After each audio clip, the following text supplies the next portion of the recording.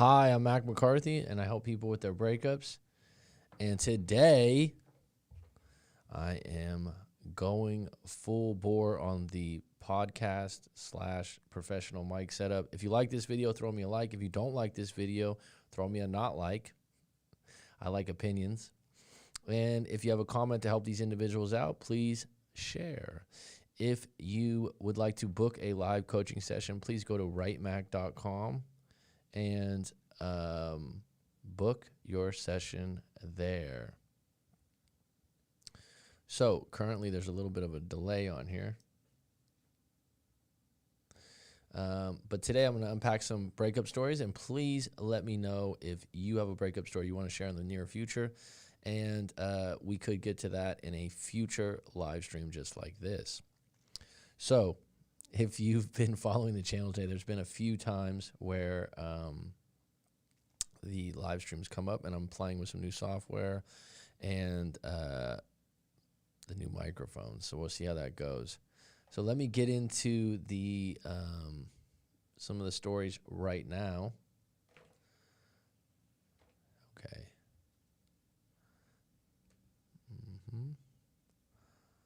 Hello, Coach Mac. Sorry, the next one.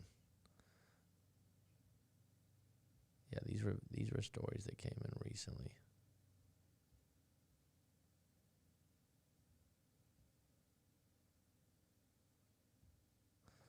Hello, Mac. I hope you're well. How is life treating you?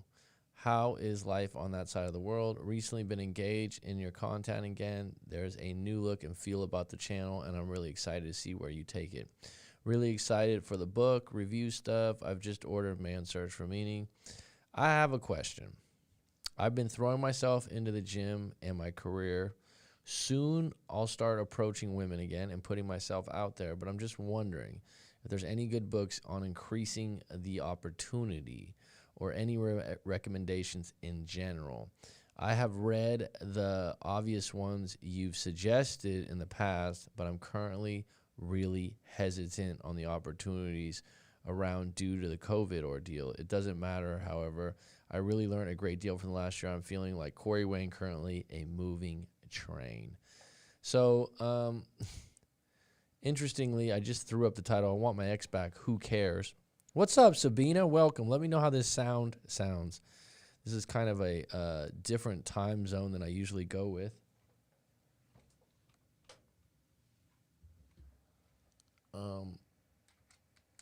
And the reason I titled this "I Want My Ex Back, Who Cares" is to basically get people to come on the live stream. Right? It's one of those things where people go, "I want my ex back." That's the number one thing that people search. But the reality is, a lot of people don't care. They really don't care. I thought about this recently when I've had, the 1,000th person say, I want my ex back. I want my ex back. I told I want it. A lot of times, even your ex doesn't care as much as you think, and then you take that personal and you turn it into this big drama show and this problem. And the reality is that most people are looking out for themselves in most situations. They'll hear you out, they'll feel you out, they'll give you their opinion, but they don't really care as much as you think. And I'll give you an example. I've had a friend over the last year that had a breakup, had a bad situation. The individual can be negative at times, and knows that. They during the breakup, they assumed that all these people's opinions really mattered. Let me get a little deeper, because someone, when they give you their opinion, so let's rewind a little bit. When you have a breakup and you're airing everything out to every Tom, Dick, and Harry, you think that everyone really cares as much as you care. Now, the difference is someone will engage in the conversation with you, give you an opinion. They'll give you 10, 15 minutes. They'll give you 20 minutes. Some people will give you an hour. I'll give you 2 hours of intent listening. That's what I get paid for. But the reality is, people won't take it home with them. the way you do. What do I mean by that? They will not, on a scale of 1 to 10, when you break up and you're having a deep conversation about what's going on and how you're feeling, that individual, unless they've had the same situation happen to them or they're extremely empathetic and compassionate individuals, which not everyone is, they will not feel what you feel, and therefore you will be offended sometimes. And even when I was in a breakup years back and having a lot of issues with it, I was shocked by the feeling that I had that someone like my mother or someone like my sister at the time or someone that was a really good friend, that they couldn't empathize on the level that I wanted them to empathize on. And I felt like it was like, do you even care? But they do care. They're just not going to care at the level you do because they're not feeling the same feelings because they didn't have feelings for that individual the way you did. They're seeing it from a completely different lens, a completely different filter. And the reality is they look at it like, okay, enough. Yeah, I know you love them. Yeah, they're this. They're just going to look at it from a completely objective point where they just want you to feel better. And so how do you deal with that? I would recommend that when you talk to people and they're not receptive or they start changing the subject or they start looking at their phone while they're talking to you, don't take it personal.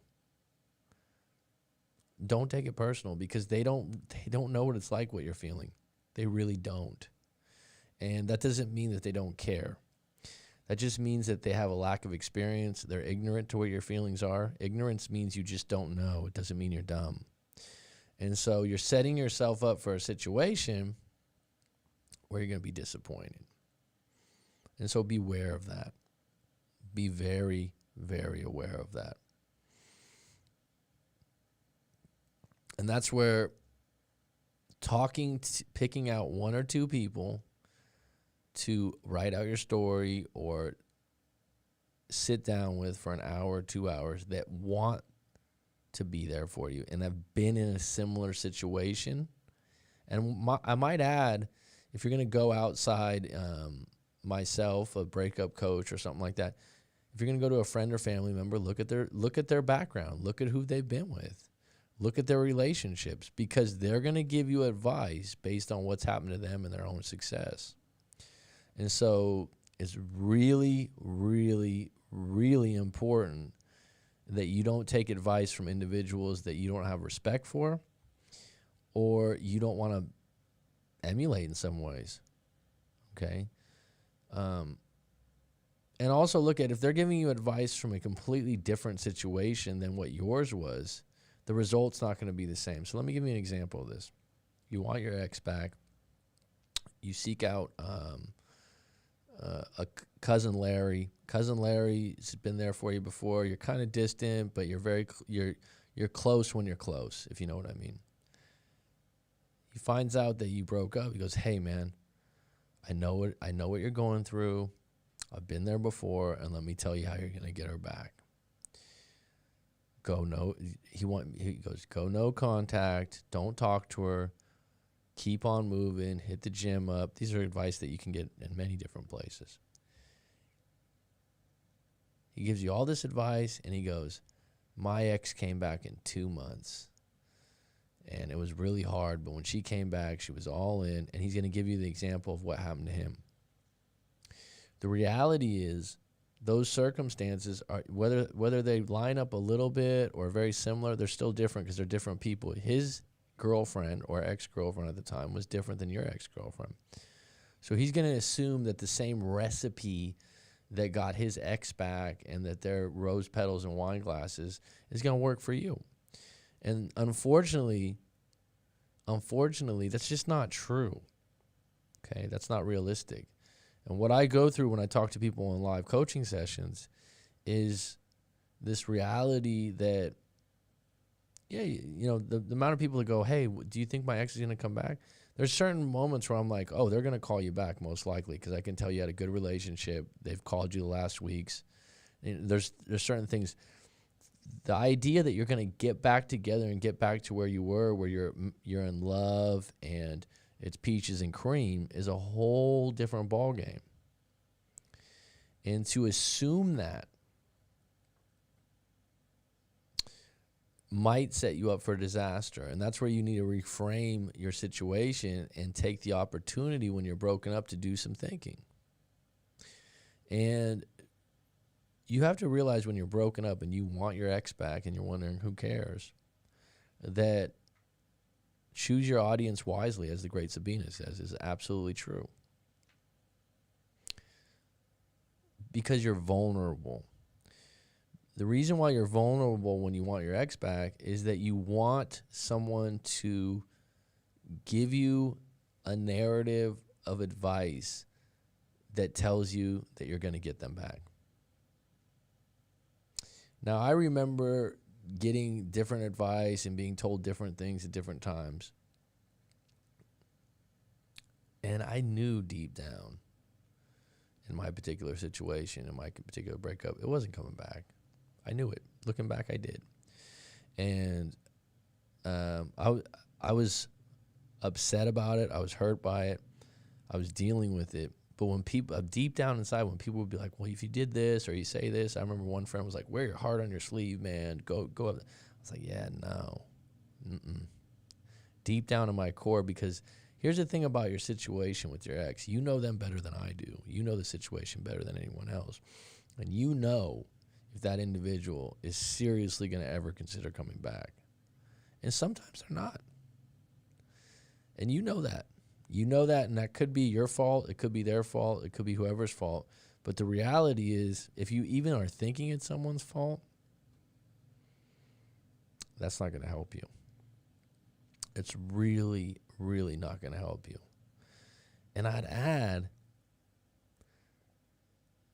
ask yourself, if you're at that point where you're saying, I just want her back, I just want him back, I just want them back, take a pause and ask yourself these questions. Why do you really want them back? Do you want them back as the person that you broke up with, or do you want them back as the person you first met? Great question. Really good question. All right, so I'm going to circle into some stories. We're 12 minutes in. If you guys have any questions out there, we have 5 on deck, 3 likes. Thanks for supporting the channel. And go ahead and shoot if you have, like I said, if you have a story you want to add to this. So I had mentioned this earlier.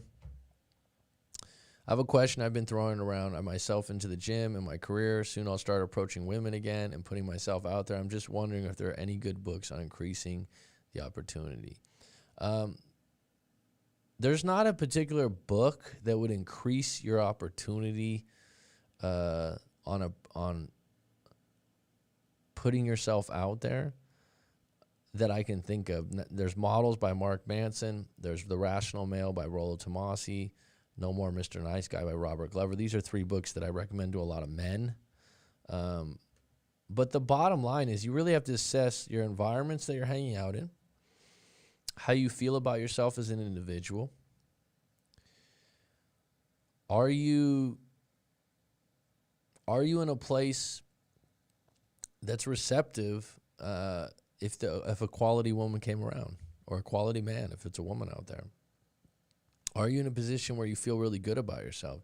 Sometimes I know myself, I've been at different times in my life where I wouldn't say it was an opportunity to maybe get married or something like that, but there's been quality women that have expressed interest, and I wasn't in a good place.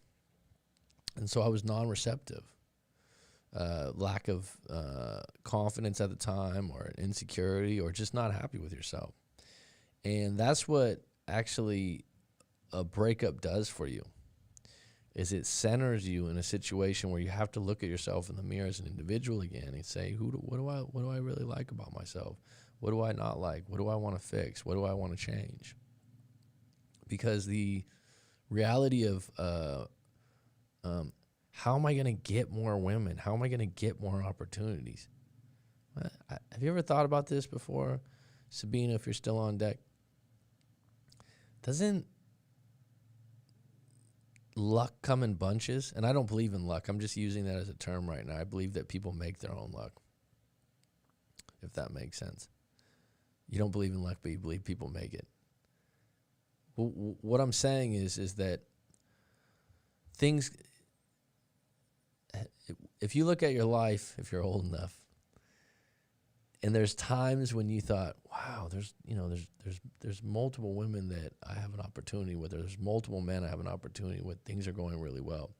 Or there's multiple places that I'm making money. There's multiple job offers that I've had. And there's an abundance of opportunity in what you've been looking for a while. Why is that? The old statement, when it rains, it pours. What creates a situation where an individual out of a breakup, like this guy, I'll repeat what he said. Recently been engaged in your content again. There's a new look and feel about the channel. I have a question. I've been throwing myself in the gym, my career. Soon I'll start approaching women again.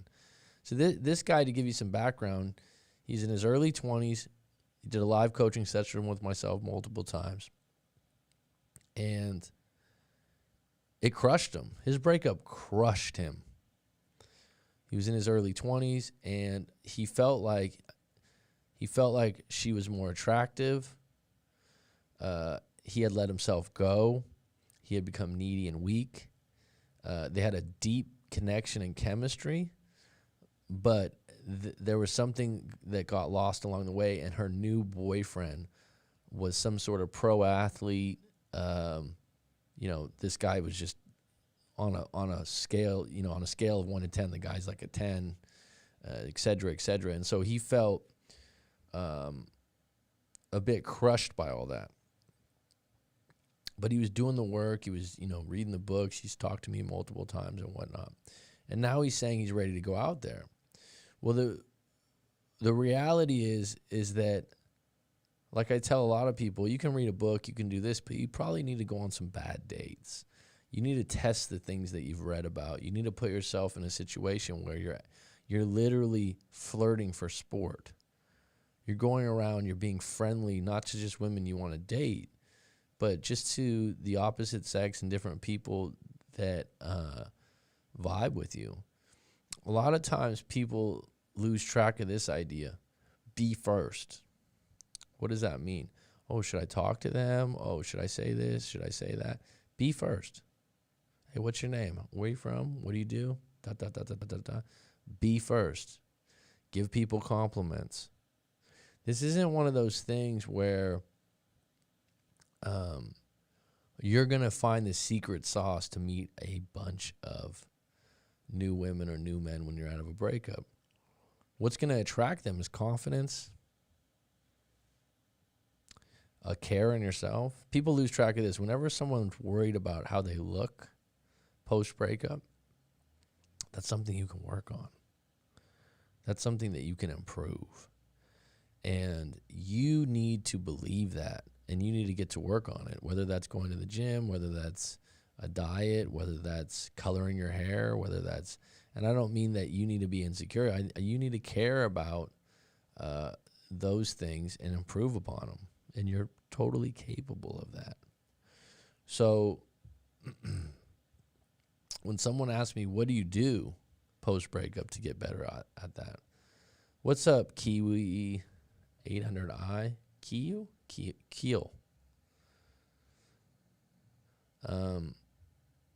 It's really simple. Be first. Approach every opportunity that you have. Do not use excuses such as, well, the COVID's happened. Get creative. I mean, there's a variety of people right now that are, for example, restaurant owners and whatnot. I feel for them. It's got to be really tough on a lot of different people and small business owners right now. But the reality is, there are some individuals out there that are just getting creative. They're like, all right, I can't open a business. People want food delivered more often. They're worried about the COVID, whatnot, this, that, and the other. And they go, all right, here's an opportunity. I'll be the first that is going to deliver food to people's houses in my neighborhood, right? And this has been going on recently. There's been people that just start cooking out of their kitchen. They're taking an order for one item, and they're delivering it to multiple people. Now, these people aren't going to be millionaires, but they're going to make some extra money and whatnot. how you go about meeting new people in your environment, in your area, is up to you. But the reality of sitting on the idea that it's not fair, that it doesn't work, isn't going to serve you in any way. Sit down with the journal and go, how can I creatively meet some new people in my area? What's available to me? Ask yourself these really good questions. And really ask, what are you looking for too, right? And in the meantime, anytime you meet someone that you're interested in or you're attracted to, and you have an opportunity to not be a creep, but actually just say hello, start a conversation, do it. Don't hesitate, because you have nothing to lose. You've already been at ground zero for 3 months, 6 months, 8 months, 1 year. Why not go for it and maybe surprise yourself? And that's why I always come back to go on bad dates, because bad dates have low expectations. The idea of, well, this probably won't be a great date, but I'll be okay. At the same time, I'm gonna have a good time. I'm gonna put my good clothes on, some nice cologne. I'm gonna brush my hair. I'm gonna do these things. It gets you out there. It gets you out there, and it gets you back in the game. So I got a few stories. I started sharing some stories earlier, but here you go. I broke up with my ex, and I can't seem to shake him. We broke up because he drank too much, and I was done worrying about him. He's 29, and I'm 23. He makes pretty good money, but blows it all on drinking and his friends and buying car stuff. Okay, well, it's, this is something you know about the individual, and do you want to accept it? He's a mechanic, good to know. I'm a hairstylist, and recently with COVID couldn't work, so I felt trapped that I have to stay in the relationship because he makes all the bread. Well, I mean, if there's financial issues, I can understand where you're coming from. But if you open up that door and go, what are my options? Could I move in with a family member? Because the longer you stay in this situation, the less likely you are to go out and make the money you need to make, or make the transition into making money you need to make to take care of yourself. And you'll always be under this person's power. He said he doesn't mind to be in that role, but he's not going to stop drinking, even though he promises to cut back. I think I've given him a break because my dad was an alcoholic and abusive to my mother, much worse than my ex, but this is still not healthy. I know where you're coming from on this. There's a lot of people out there that go, well, they're not as bad as my dad was, or they're not as bad as my past ex. And the reality is, two wrongs don't make a right. And if you're not happy, you're not happy. And you only got one life to live, right? Or maybe you have a couple, but the one that you're in right now, it's really important. You're unhappy. And so finding excuses to accept that is a choice. Are you capable of meeting someone of equal or higher value in the future? Yes. So one day I just left for my sisters and told me I was done through, and I told him I was done through a text. Now he keeps contacting me saying I can't break that. I can't break up that way. Okay? The minute someone says you can't do something, it makes you want to do it. It's not fair, and that I owe him a second chance since he's been taking care of me financially. Well, it's for someone to throw that in your face is very low. And that just tells me that he feels like he had control of the relationship because he had control of the finances. And again, as I told you before, that's a choice on your end to accept that or not accept that. And it seems like you were sacrificing a lot by being unhappy with an alcoholic type that you don't agree with his spending habits. He also promises to quit drinking, but when he calls me, he's drunk. Well, where there's smoke, there's fire. Obviously, you won't believe in a person that's drunk. And the thing is, if someone's an addict or an alcoholic or an alcoholic addict, you probably won't believe them until 6 months, 8 months, or a year of sobriety. I mean, at least a month or 2 months or a program or something like that. So someone that thinks they can kick a habit like that in a day or two is being disingenuous. I really do worry about him and love him still. Of course you do. But I can't do this any longer. Those are your words. And respect yourself. How do I shake him? How do I keep him away from me? Well, you did the right thing, first of all, by moving out. That's the first step. Second of all, you've realized that he probably isn't going to quit drinking anytime soon, and he believes the fact that he makes more money is going to hold you tight. And you've revealed to him, yeah, it did at one point, but it's not going to be like this forever. And so I would block him. I would block all social media, and I would make it completely clear that you are not on deck for any kind of contact or reconciliation at this point. And if you wanted to say maybe down the road we can revisit this thing, fine. But the idea that at this point he believes that if he just stops drinking, that'll get you back, I think at this point you need space. And the only way you're going to get space is by cutting off all contact. Because you're literally asking me how to shake him. So, okay, so we have a question here. Do you suggest to maintain communication with an ex's relatives? I'm in an LDR and my ex-girlfriend broke up with me. If your ex-girlfriend broke up with you, I wouldn't stay in contact with the relatives, even if you're on good ground, because it's going to make you susceptible to the fact of talking behind their back, being suggested to them, trying to get intel, asking them why they broke up. And if that gets back to your ex, it's going to look really low on your end. They're not going to like that you're airing dirty laundry with their family. So overall, my short answer to that is, without knowing your situation, is no, don't keep in contact. And if your ex's relatives like you and they're close to you, they'll respect you for that. They'll actually lose respect for you if you contact them and put them in a difficult situation where you're bad-mouthing the ex or you're asking for pity. And if the ex's relatives want to reach out to you, you can be kind and curt and short with them, but I don't suggest it. It usually blows up in an individual's face, and they somehow believe that by getting the relatives on their side that they're going to help talk the ex into getting back together, and that's a bad look, and it can push your ex farther away from you. I still communicated with her months thereafter, and just a month ago, she said she's already engaged. I don't know if it's true, though, but I'll take it as true. Well, I mean, if it's not true, if it's not true, right, and someone wants to lie about that, then I don't want to be with someone that's that's an ex that wants to tell me that they're with someone else.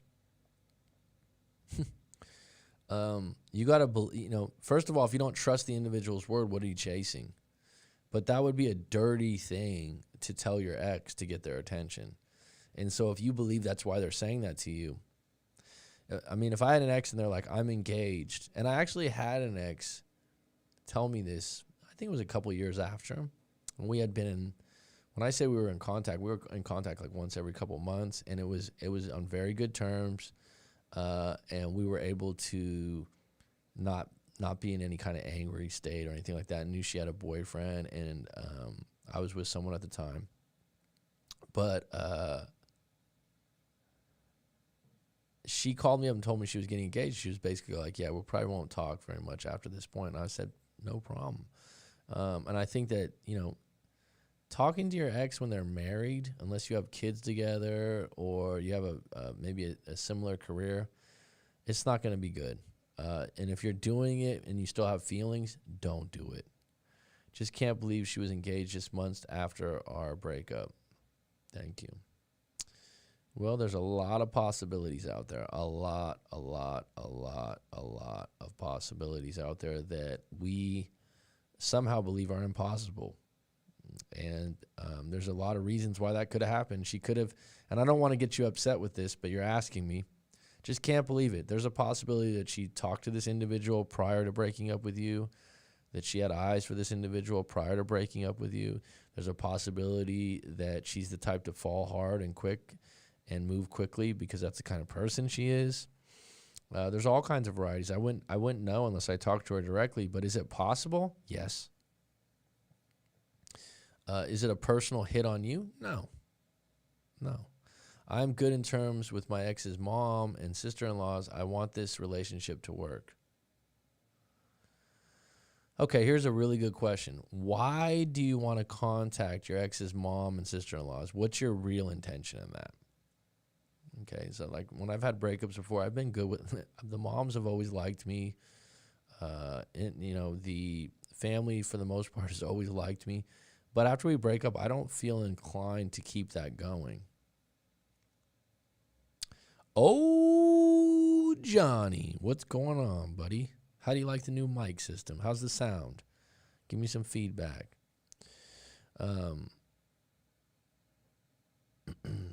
It's a little bit of a crazy time, 5:15 over here. So I think it's like really early over there, oh, Johnny. He is attached. Yeah, the funny thing is about this, people will go, and this isn't towards you, how do I keep wanting to say Kiwi, but it's cool 800i. Cool with Kewl. I would never spell cool that way. I guess it's a cool way to spell cool. I'm curious though. Can you be honest that there's a part of you that wants to contact your ex's family because somehow it's going to keep you connected? What would be your intention? Your real intention? Mic and phone look dope. You got your radio Raheem thing going on. Thanks, bro. It's been a long time coming. A long time coming. Need to take care of themselves, self-love. Yeah. I think that people, when they have good relationships, okay, 7:15 a.m. All right, right on then. Top of the morning to you.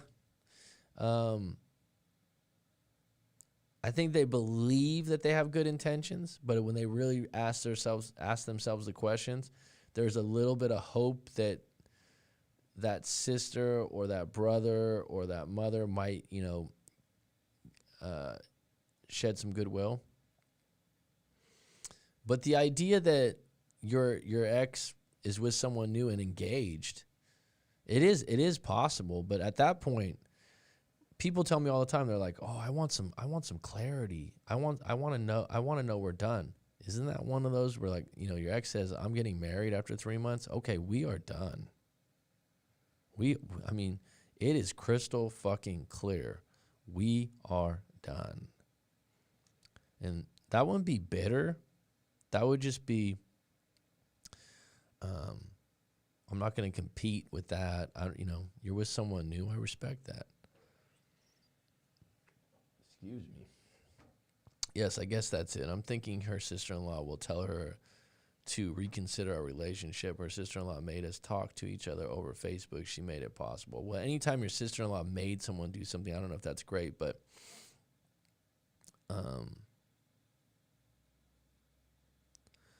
good for you to admit that that's it, right?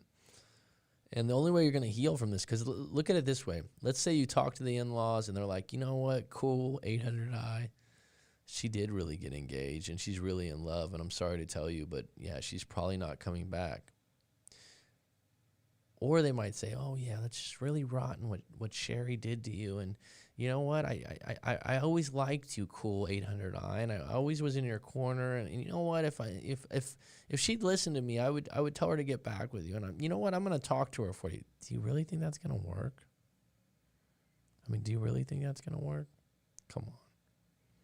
And if it did work, do you really want to go the pity route? Nah.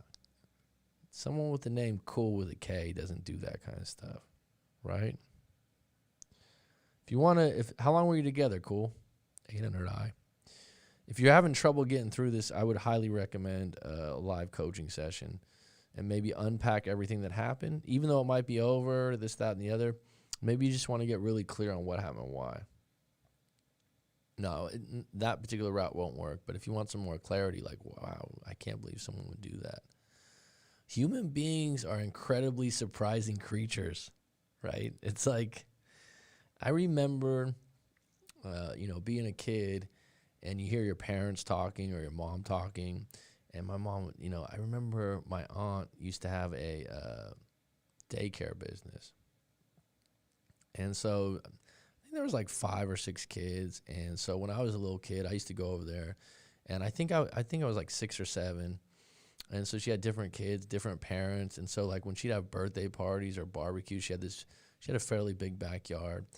And anyhow, there was one kid, and the parents, they were really nice. I mean, the father was really nice, the parents were really nice. They seemed like a great couple, that they got along really well. And it was like, I remember my mom and my aunt talking, and my aunt was just like, yeah, Rick and Sherry are getting a divorce, like, I can't believe it. He's such a good guy. They seem like they were so good together. I would have never thought it. Da, da, da, da. They're like just going on and on and on and on. And the reality is, I've known many people like this. I'm 39 years old. I've known a few different groups of people, and on the surface, there's a lot of couples, there's a lot of families that look highly functional. They look leave it to beaver. They look great, grand, special, wonderful. And you just think to yourself, wow, you're getting a divorce? Wow, you broke up? Wow, this person cheated? Wow, this person stole that money from you? I would have never thought. It happens.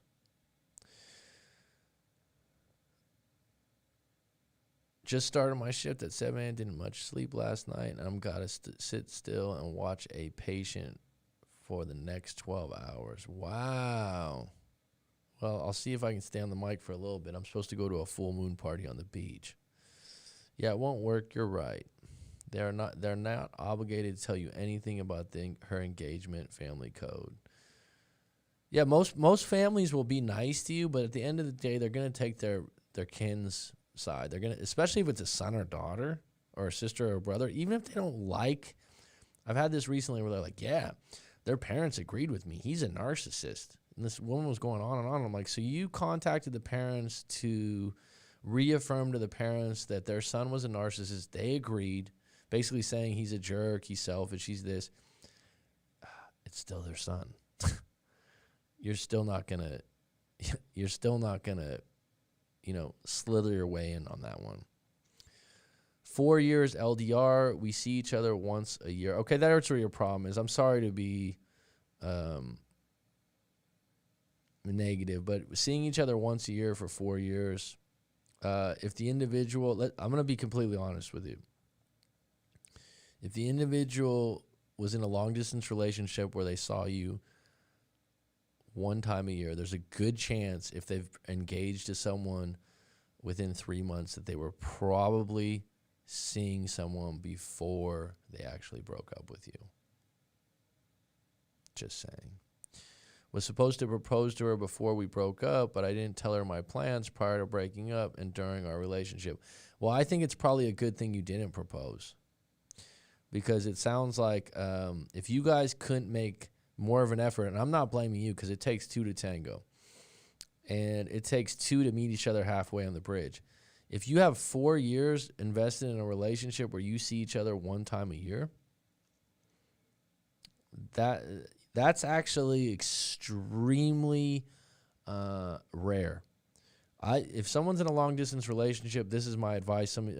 Sabina's probably heard it before. Oh, Johnny's been on the show many times. The reality is, LDRs can work, but they're not ideal. Cavemen did not have long distance relationships, I don't think. Not in the way we think. Maybe they went out hunting for 2 months and came back and their woman was waiting or something like that. But the reality is human beings weren't meant to do long distance relationships. Long distance relationships, write this down, dude. They need a finish line. That means like within 2 months, within a year, within 8 months, we're going to live in the same city, the same town, the same house possibly. They need interaction, I would say, from human touch between 1 and 2 months. One time a month to one time every 2 months. But one time a month would be ideal. It helps if you're in the same time zone. But if you don't have those things and you're seeing each other once a year, there's a good chance that one person's being extremely loyal and the other person has one eye open and one eye closed. And that means this, the wink. I guess it's time to do no contact and move on. It is. It's not easy. 4 years is a long time. But you got to do what you got to do. I don't see there's an alternative here. And it's definitely not an alternative to call the relatives. She might have had him on the side already. They're saying women never leaves before having a new plan, something like that. I don't like to put that in people's heads because I think it's an extremely negative frame. And it's something that you don't know, so you don't want to cling to that because it's not going to make you feel good. The idea, though, that someone's pivoting that quick and they only see you one time a year, there's a good chance that maybe they didn't cheat on you, but they were having an interest in someone else prior to the actual judgment day of breakup day. She might have had him on the side. Bingo! 4 years LDR is hard. I commend you. That's kind of you, Johnny. Mac, what you said about LDR to be close together like you said. Thanks, Johnny. She's my classmate. We've been together for four months before she went back to U.S. It's sexist? Why is it sexist? In what regards? I don't know what I said was sexist.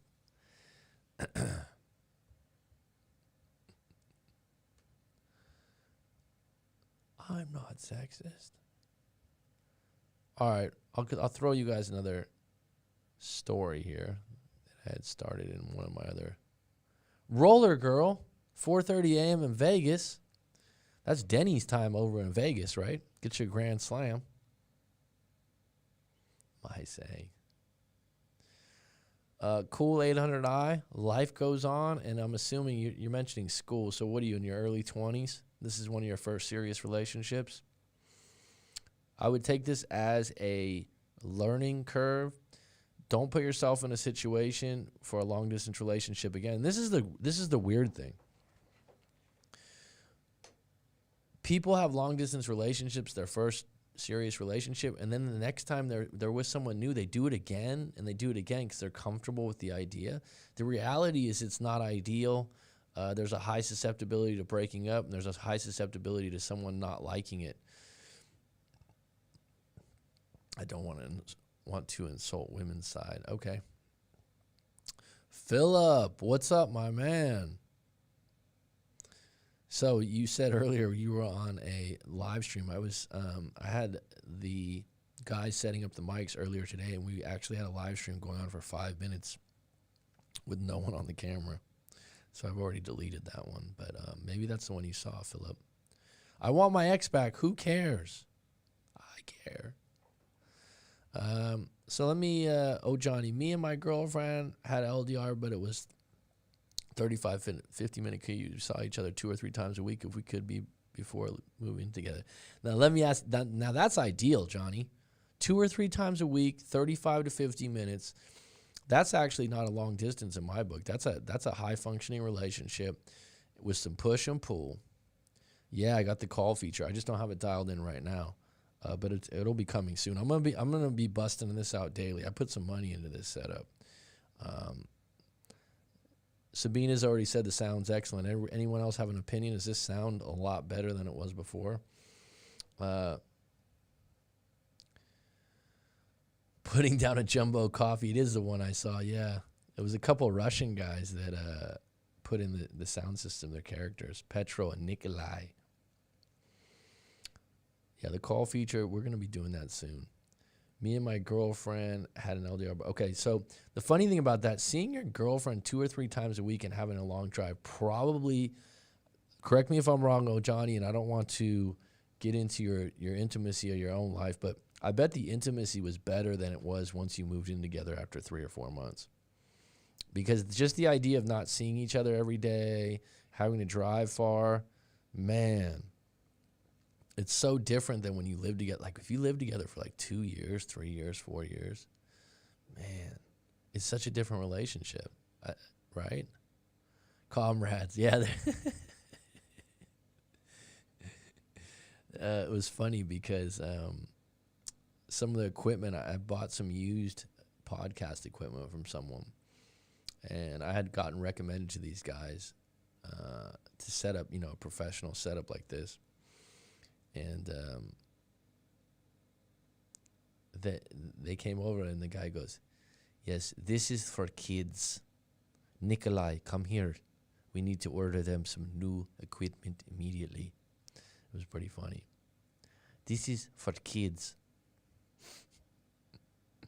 But we had fun today because I was telling him today that, I do breakup stories, this and that. And so I asked him if he had a breakup, and he started going into a story. So maybe one of the things I've been talking about for a while, and I do have another mic, so I'm going to be able to, I didn't just set this up for myself. This is going to be a proper interviews, different things. Our intimacy was better when far away. I think it was because we didn't know next time we were going to see each other again. Seriously, oh Johnny, it's such a difference. I've actually had a breakup where we continued to see each other, but we were broken up kind of in a gray area, but we were still attracted. And the intimacy was outstanding post-breakup because of the lack of certainty, not seeing each other regularly, the anticipation. And so I just wonder if anyone would ever consider that as a model in a relationship. I've seen older couples where they have enough money that they actually live in separate houses. And someone might think that's nuts, and I'm like, actually, that would be ideal for a lot of people. There's plenty of couples where the man goes to the cabin and the woman stays in the suburbs, or vice versa. The sound quality is excellent. Right on, Philip. I appreciate it. I put some serious money into this, so I hope it is. I think her sex drive is low, and I caught her at good times. I do believe that when you live together, and I'm going to make this a chapter in the book, is that when you live together, you're wearing, how should I put this? We got 10 on deck and 6 likes. Thanks. When you live together, and let's just say that the interesting thing is there's a lot of people, and myself included, I've never been married, but I've lived with girlfriends multiple times for long periods of time. And they've been pretty good relationships and pretty good situations. But the longer you live together, people go, oh, you have to still date each other. You have to do this. You have to do that. I feel like it does dwindle the intimacy. And the reason is when you live together, you're wearing so many hats. What do I mean by that? Like I've talked about this before. Like, your girlfriend could be cleaning the toilet. She could be cooking dinner. When you get together for dates, 2 to 3 times a week, she's looking her best. She took a shower. If she wasn't in the mood to meet you, she would tell you, hey, let's meet up tomorrow night. So you get each other at their best. And you're pretty much intending to hook up and have some intimacy and hang out and snuggle and do different things.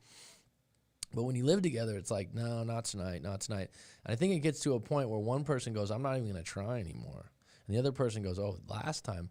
And I think this gets involved. The last time you hooked up, if it was really bad or it wasn't receptive, sometimes you don't try again. So I'm going to add one more story. I'm getting a little bit parched right now. I didn't bring a water in here. But I'm loving this microphone and the headphones. I've never done this before where you get to hear this. I lagged off from dating her. I'm trying to get back to that. Yeah, it's different when you live together. It just is. I mean, I've been through it before where you make an effort. You try to bring it back to that level. And it's certainly, you might have some moments. While going through my breakup, my ex and I did not know when we were going to see each other, and when we did, it was on. When I would pick her up, she would say my panties and bra match. You're a real class act, Philip. Good for you. Like I said, the anticipation, the uncertainty, the not seeing each other regularly, the intimacy goes through the roof in those situations. The minute you live together and you start having chores and you share duties and bills, lines get crossed up real quick. Hello, Mac. First off, great channel. I'm going to go into a story real quick. First off, great channel. Thanks for being honest, dude. You and Corey Wayne stand alone. Well, that's a good compliment. Thanks, man. Here's my story. I broke up 1 month ago. I broke up 1 month ago with my fiance and girlfriend of 7 years. I still love her. She loves me. Yada, yada, yada, he writes. We are both 32. We have one major problem. Her parents still treat her like she's 14. That is a major problem. That's called a professional kid. What do I mean by that? Like I've met them before where their parents still take care of them in their 30s. They're usually wealthy people, and they basically call their parents for any and everything that goes right, goes wrong, and what they need help with. And when you're around people like that, you just think to yourself, really? I'm not sure she's got a problem with it. Her parents are rich. Not surprised. She very rich. So basically, it's her lifeline. I've enjoyed the way people are. People think about it this way. This might sound really bad, but if you got some alley cats or some neighborhood cats and you start feeding them, they'll come to your door every day. I just had this happen recently. There's some cats in my neighborhood. They hang out. They come up back and forth. And I now have a cameraman and a video editor that comes here quite often. He likes to feed the cats. Those cats are here every day now. They weren't always in my yard. Now they're in my yard every day, every morning. And it's because they get fed. It's the same thing with human beings. If their needs are being supported in a certain way and a certain pattern and a certain playbook, they won't change. And so if the parents are going to be that accommodating, till the kid's 50 or 60 years old, the kid won't change. I've enjoyed many nice family vacations, and they helped us get a condo downtown in an expensive city. Good for you. The thing is, you as a man being in the relationship, or a woman, anytime someone's parents help you out, it's great as long as it's their pleasure. But the reality is, if it's your partner's parents and things go south, don't be surprised if it's thrown in your face down the road. And if the shit wasn't put in your name, it's not going to be divided up later on with you. Well, guess helped her. I'm not on the title. And you know what? If you didn't pay anything, fine. I was okay with it. I mean, no more rent is always good. I thought we'd be together forever. What's forever would be my question. But now it's all gone to hell. Dun, dun. I caught her texting her ex. Yes, an ex from over 10 years ago. I always said I was fine with it. I met the guy a few times and found him to be no threat. Being that he's gay now, okay, that would lessen the threat, I suppose, which I could care less. Okay, cool. He's some sort of fashion designer. My ex's mother just adores him, hires him to make her dresses. Okay. So about 2 months ago, they started working on some sort of project together. Again, I was fine with it. So, by the way, you're being included on this, so this is information that you're being given. But then late night texting session caught my attention. My intuition said, this is out of place. So when she went to sleep, I went through her phone. God, I've heard this so many times. And what I read was actually unbelievable. They were basically planning to meet at a hotel with another man, and the words that follow made it evident that they were doing the nasty. If I do a live coaching session, I'll share the details. Well, that's up to you, and that's what coaching sessions are for, to share the details that you wouldn't share in public. It involved role-playing and costumes. Wow. Just shocking. So I surprised her at the hotel and confronted her. She denied. You went to the hotel. She denied at first, then broke down and admitted it all. I walked away. We had another blowout at the condo. She asked if I could let go because she wasn't in love with this guy. They just had fun. She admitted they just started doing this, but who knows? Now I'm wondering, is this something I could let go, being that she's sorry and said it won't happen again? You probably won't forget it. You probably could let it go over time with therapy, and you need some time away, but you're not going to be able to let it go right now. It's a visual thing. It's a shock. And visually shocking things, they just don't go away very easily. And so if you were to give her a chance, you probably would need to see maybe a couples therapist, or really get in touch with the fact if you could trust her again. People can do things out of character, they can experiment, and they can revert back.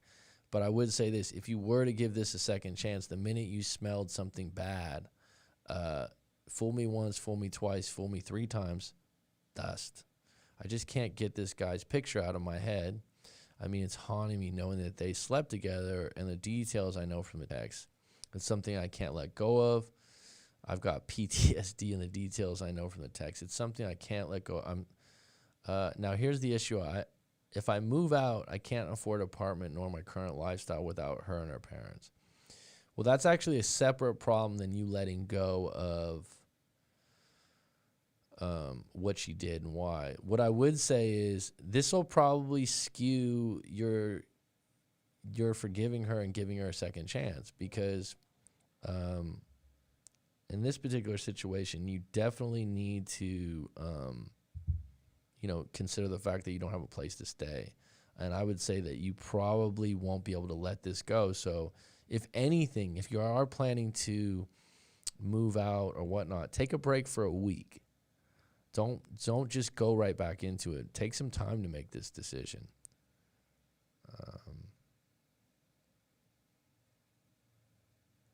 Also, I was planning on marrying this woman. We had plans. Is she allowed a free pass here? No, she's not allowed a free pass. She's begging. She begged me to stay, and I walked out and called her some names I won't share, but it would be hard to go back now. Well, you were upset and whatnot. Give some time for the smoke to clear, as I say. But this is a situation that's shocking, and it was visual, and you're not going to let go of it anytime soon. That's absolutely true. Could it be forgiven? Yes. Could it be forgotten? Probably not. And this story is a joke to my buddy. So what do you think? I don't think it's a joke. I think it's quite possible. Is there some funny aspects to it? Yeah, you got to laugh at it a bit. But when you're in the thick of it, it probably isn't very nice.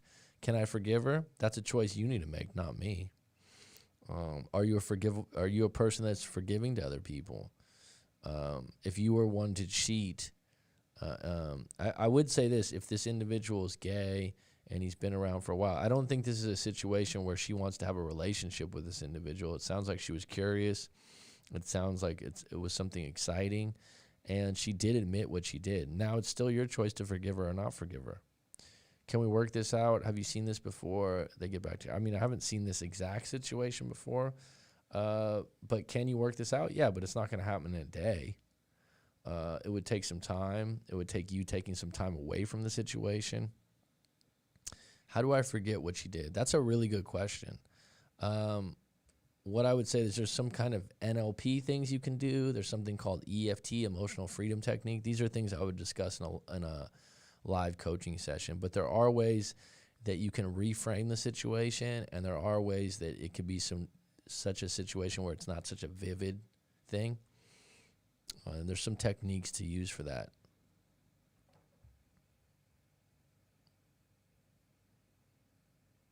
I'm good with separate houses. I lagged off from dating her. I'm trying to get back to that. While going through my breakup, my ex and I did not know. Okay, sorry, I read that. That's true. With adulting, you fall into bad habits with your mate. Polished I am, and it does. The intimacy goes way up. That's what I was reflecting on not living together. That's over. My ex had a gay best friend that tried to kiss her, and I was questioning his intentions of his sexuality was act, or he was bi or something. I was just like, bro, seriously? Yeah, there's definitely a possibility he's bisexual. Sure, that guy will stay in her life. Forgiving, yes. Forgetting, probably not. I feel for the guy. Well, there you go, bud. Not everyone thinks it's a joke.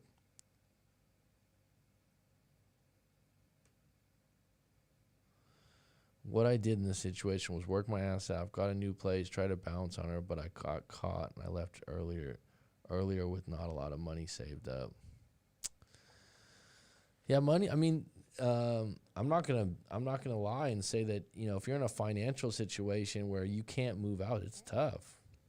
That's tough. I haven't been in a situation like that on my end where you're dependent on someone. And that's a situation where you probably, need to give yourself some time away, a week or 2 weeks at a friend or family member's house to get your head clear and ask yourself what you really want. And if you're capable of raising enough money to get back out on your own, or maybe forfeit some of the creature comforts that you have now in order to get some of your dignity, pride, and, you know, put yourself in a position where you can move out. Does anyone have any closing questions? I got to get some water. This is really nice talking on a mic like this, though. This is cool. Definitely a difference maker.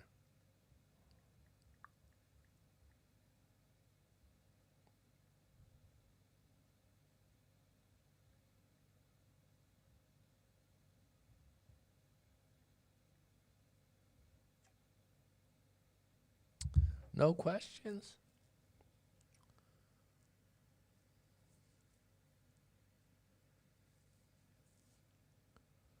Nope.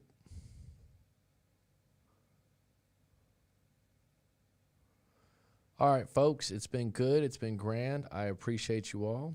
Welcome to the first complete live stream with a premium quality mic, which I hope was well for you, because it's a different experience for me hearing my voice through the headphones like this. When do you expect the call feature to be up? It's on deck. These coming weeks, I will be on pretty much every day the next 3 weeks now that I got this set up. Maybe tomorrow will be a setup day. But if you saw, what's up, Keisha? If you saw earlier today, I dropped 2 or 3 experimental live streams that I'm using some new software too. So that's why it was on and off. There's kind of this delay on the camera part. But yeah, the mic's going to be a big game changer. And like I said, I got a second mic, and I'm actually going to, thanks, Roller Girl. I really appreciate it, hon. I got a second mic where I'm going to interview some people that are not necessarily famous people that have made billions of dollars. Is anyone else out there like Joe Rogan, Tim Ferriss? I don't know, Rich Roll. Like some of these podcasts that I watch or interview shows. It's like, are people recycling the people that they get on these shows that are authors and whatnot? I guess Joe Rogan does a lot of his comedian friends. I still like him, but I've come across a lot of, especially with, because I like psychology, I like neuroscience, and stuff like that. But I find it amazing that people that I come across, is there someone doing some interviews? I'm going to call it the Human Report, I think, where we just talk to some people that haven't been interviewed 1,000 times with the same answers and same stories. I mean, Sabina, you might know the Gabor Mate, I think's his name. Have you come across that name? Do you know what I'm talking about, Sabina? Because I think you enjoy. I think his name's, yeah.